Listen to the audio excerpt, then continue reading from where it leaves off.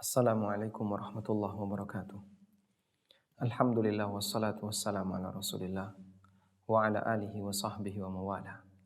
Kaum muslimin yang kami hormati, saya akan mengambil pelajaran tentang bagaimana Allah Subhanahu wa taala memberikan keringanan bagi orang yang tidak berpuasa disebabkan karena uzur. Kita layak bersyukur sebagai seorang muslim di mana Allah Subhanahu wa taala berikan kepada kita syariat yang demikian mudah, syariat yang demikian memberikan kelonggaran.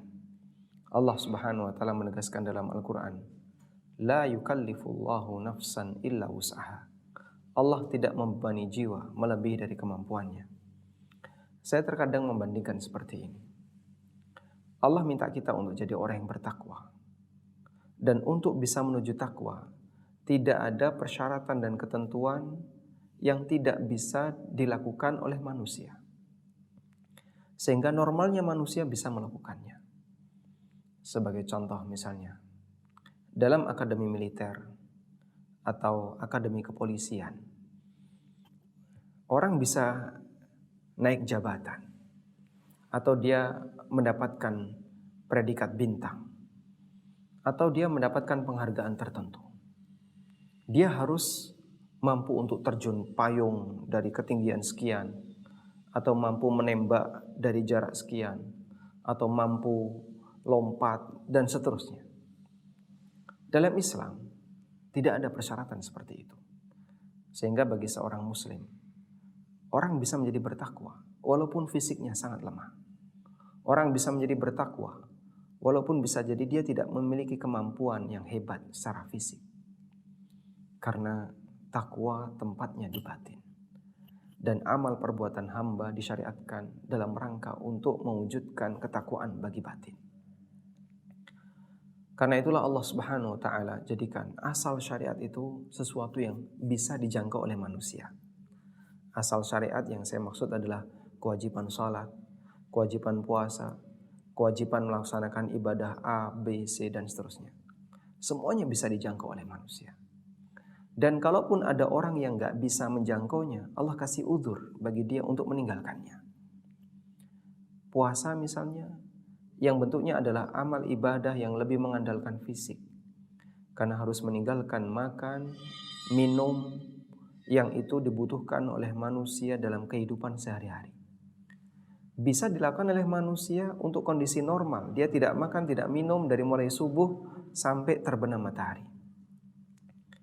Namun bagi orang yang memiliki kebutuhan khusus, karena dia sakit, atau karena dia safar, atau karena faktor yang lain, diizinkan bagi dia untuk tidak berpuasa. Sebagaimana yang Allah firmankan, "Faman kana minkum maridhan aw 'ala safarin fa'iddatun min ayyamin ukhar." Siapa di antara kalian yang sakit, atau dia sedang safar, lalu dia tidak berpuasa, maka nanti dia ganti di hari yang lain. Sejumlah hari yang dia tinggalkan puasanya. Dan itu kemudahan yang luar biasa.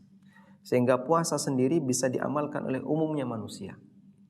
Sementara pengecualian untuk orang-orang yang punya uzur diberi kelonggaran oleh Allah Subhanahu wa taala. Demikian pula wanita yang dalam posisi hamil atau dalam posisi menyusui, pada waktu dia tidak bisa untuk berpuasa, maka dia boleh tidak berpuasa. Sebagaimana yang disabdakan Nabi SAW, Innallaha wada'a 'anil musafirina as-sawma wa nisfas salah wa 'anil hamil wal murdi.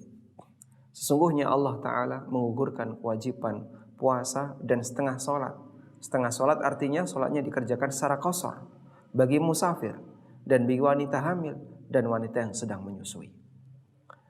Sehingga kemudahan-kemudahan ini ada pada syariat kita agar kita mengakui bahwa syariat ini penuh dengan kelonggaran. Karena itulah Nabi SAW mengatakan, Bu'ithu bil hanifiyati samha. Aku diutus oleh Allah dengan al-hanifiyah, agama yang mengajarkan tauhid. As-samha yang penuh dengan toleran, penuh dengan kemudahan.